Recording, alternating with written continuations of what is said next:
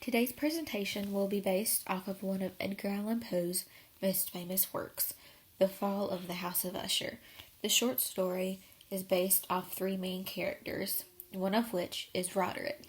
This presentation will show the symptoms of mental illness that Roderick displayed and evidence to back the theories. While we may not be able to accurately diagnose the mental illnesses found in Edgar Allan Poe's writings, it is evident that the characters of his poems and short stories suffered. Roderick from The Fall of the House of Usher is just one prime example of the mental illness seen in Poe's writings. Roderick displays illnesses that range from bipolar disease, depression, and schizophrenia, just to name a few. According to WebMD, bipolar disease is a mental illness that brings severe high and low mood swings and can result in changes in sleep, behavior, diet, and energy. After the death of his sister Madeline, Roderick's mental state quickly declines.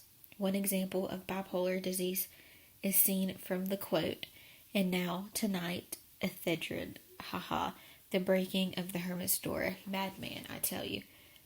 Roderick becomes extremely emotional at times, and his mood swings from laughing in a maddening voice to being terrified in a matter of minutes.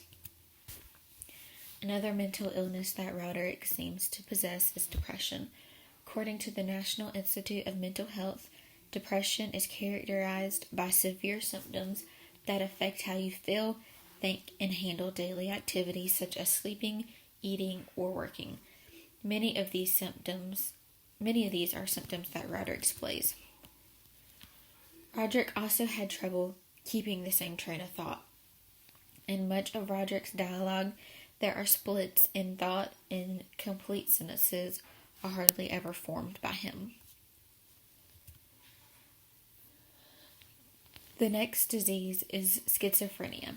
According to the Mayo Clinic, schizophrenia can be a result of such signs as hallucinations, extreme abnormal thinking, and an impairment of daily functions. In the text, Roderick begins to hear scratching in the walls and believe things outside are out to get him. It is after the death of Roderick's sister that the hallucinations and impairment really begins to be seen. The story states that you have not seen it, but stay, you shall. As you can see from the quote, Roderick believes that there is something outside that is going to get in and harm him. Mental illness is a common theme in many of Edgar Allan Poe's writings. The Fall of the House of Usher is just one prime example in which the characters display an array of a mental illness.